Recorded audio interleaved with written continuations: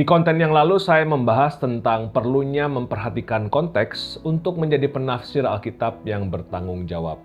Saya jelaskan konteks itu setidaknya ada 3. Saya sebut dengan 3S. Sastra, sejarah, saya. Mari kita bicarakan lebih lanjut tentang pentingnya menaruh perhatian pada konteks sastra. Kali ini saya akan fokus berbicara tentang susunan dan keterkaitan antar kalimat dalam teks yang sedang kita baca.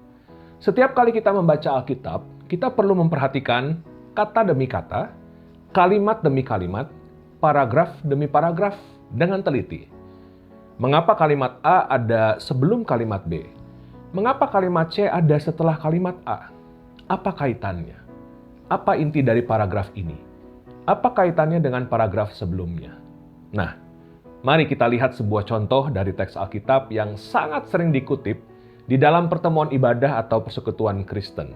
Matius 18 ayat 20. Sebab di mana 2 atau 3 orang berkumpul dalam namaku, di situ aku ada di tengah-tengah mereka.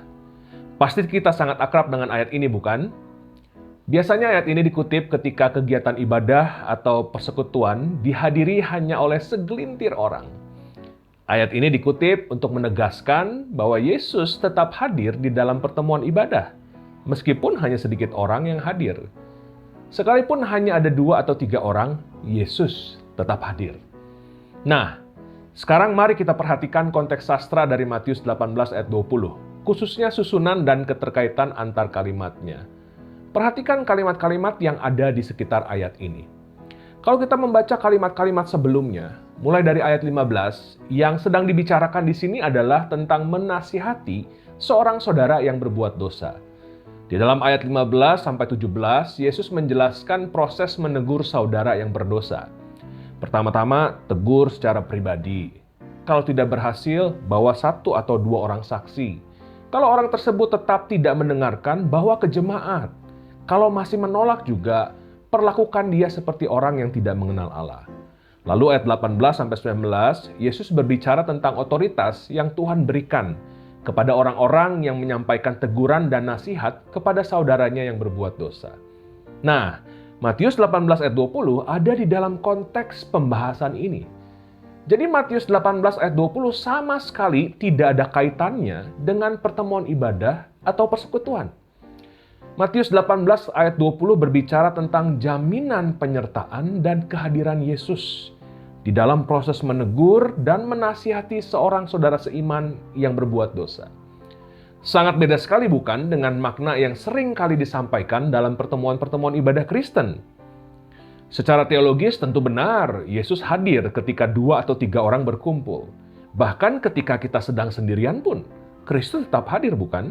Namun mengutip Matius 18 ayat 20 dan memaknainya sebagai penghiburan untuk ibadah yang sepi adalah sebuah kekeliruan penafsiran teks Alkitab. Ini adalah contoh penyalahgunaan teks Alkitab yang perlu kita hindari. Itulah sebabnya penting sekali kita memperhatikan konteks sastra. Tanpa menaruh perhatian pada konteks, kita bisa memperalat teks Alkitab untuk apapun yang kita mau. Jadi mulailah jadi pembaca dan penafsir Alkitab yang bertanggung jawab. Asah keterampilan yang paling mendasar, yaitu memperhatikan susunan kalimat dan keterkaitan antar kalimat. Nah, sekarang mari kita berlatih.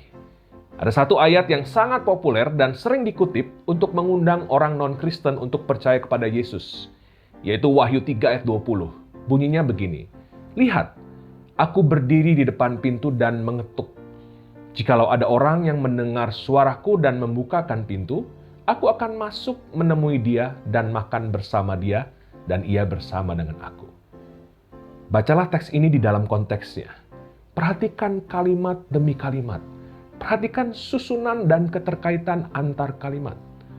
Benarkah teks ini berbicara tentang undangan untuk mereka yang belum percaya kepada Yesus untuk percaya kepada Yesus? Setelah membacanya dengan seksama, bagikan jawaban Anda di kolom komentar. Selamat berlatih.